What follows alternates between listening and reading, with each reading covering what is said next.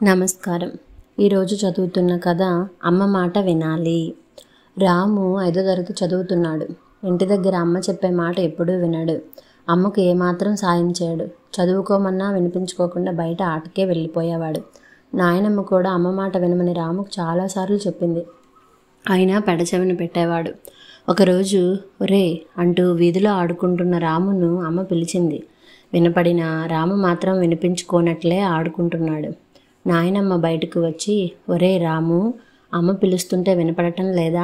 ఒకసారి ఇటు వచ్చిపో అని అరిచింది. మరి ఏం పని ఉండదు మీకు, సరిగ్గా ఆటకు వచ్చినప్పుడే నన్ను పిలుస్తుంటారు అని కసురుకున్నాడు. నాయనమ్మ మాట కూడా పట్టించుకోకుండా ఆటలో మునిగిపోయాడు.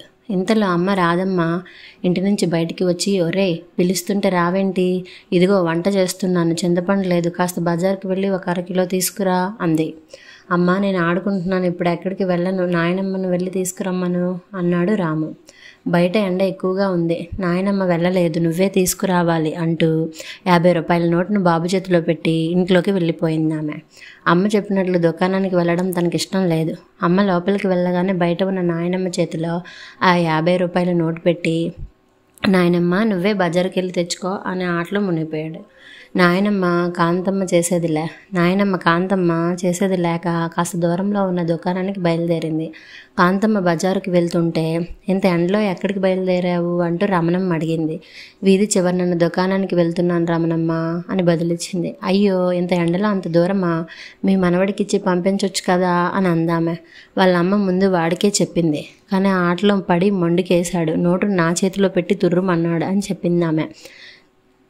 ఎండ చాలా విపరీతంగా ఉంది. కాంతమ్మ కొంచెం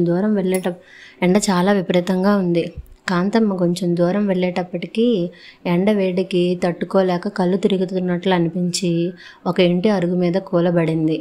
ఆమెను చూసిన ఆ ఇంటి యజమానురాలు సుబ్బమ్మ బయటకు వచ్చింది. కాంతమ్మ ఆమెకు తెలుసు. కాంతమ్మ ఎండలో బయటకు ఎందుకు వచ్చావు, ఏం పని అని అడిగింది.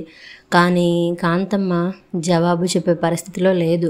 వడదెబ్బకి గడప మీదే స్పృహ తప్పి పడిపోయింది.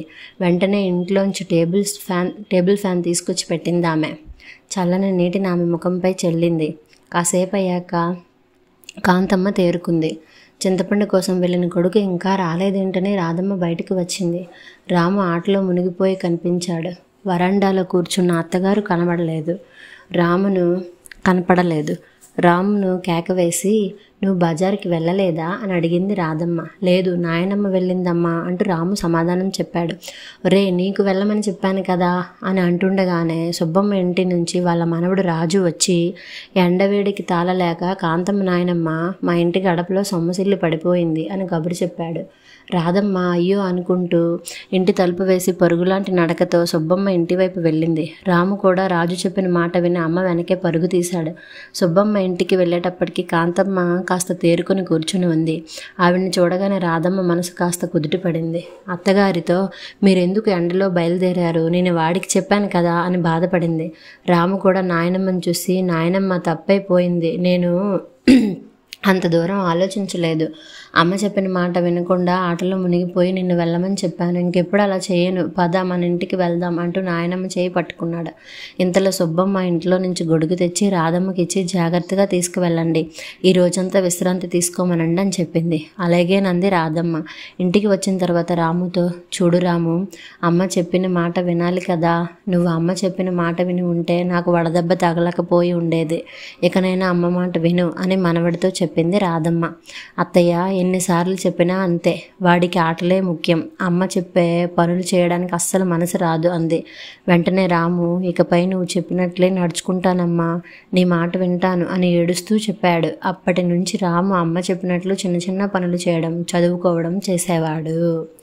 కథ సమాప్తం.